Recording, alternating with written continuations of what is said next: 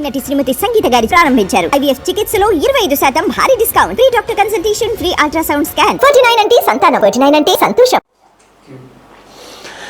ఈరోజు కేంద్రంలో ఉక్కు మంత్రిత్వ శాఖ ఆధ్వర్యంలో ఒక కీలక సమావేశం జరగనుంది. దీంట్లో ఖచ్చితంగా విశాఖపట్నం స్టీల్ ప్లాంట్కి సంబంధించి ఒక స్పష్టత వస్తుంది అని చెప్పి అందరూ ఆశిస్తున్నటువంటి పరిస్థితి. ఎందుకంటే ఇటీవల విశాఖ ఉక్కు కర్మాగారాన్ని పరిశీలించినటువంటి మంత్రి కుమారస్వామి ఉక్కు పరిశ్రమ, విశాఖ ఉక్కు ప్రైవేటీకరణ అనేది ఇప్పట్లో ఉండదని చెప్పి ఆయన ప్రకటించి వెళ్ళటం జరిగింది. అయితే ఇక్కడ జరుగుతున్నటువంటి పరిణామాలు మాత్రం దానికి భిన్నంగా ఉన్నాయి.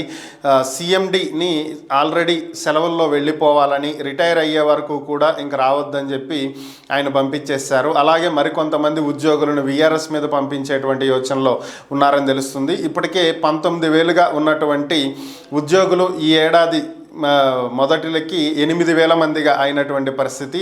ఇక 2025 వచ్చేటప్పటికి కేవలం 2,500 మంది ఉద్యోగులు మాత్రమే మిగిలే అవకాశం ఉంది అనేది ఉక్కు ఉద్యోగులు భావిస్తున్నటువంటి పరిస్థితి. దీంతో పాటుగా నాగర్నార్ ఉక్కు కర్మాగారంలో సాంకేతిక పరిజ్ఞానం కలిగినటువంటి కార్మికులు లేరని, సో విశాఖ ఉక్కు నుంచి కొంతమందిని పంపించాలని చెప్పి అడిగిన వెంటనే విశాఖ ఉక్కు కర్మాగారానికి చెందినటువంటి అధికారులు వారిని పంపించడం కూడా జరిగింది.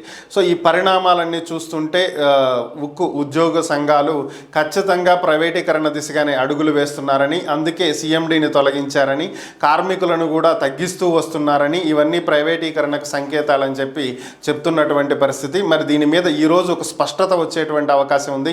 విశాఖ ఉక్కు ప్రైవేటీకరణ అవుతుందా లేదా అనేది ఈరోజు తేలబోతుంది.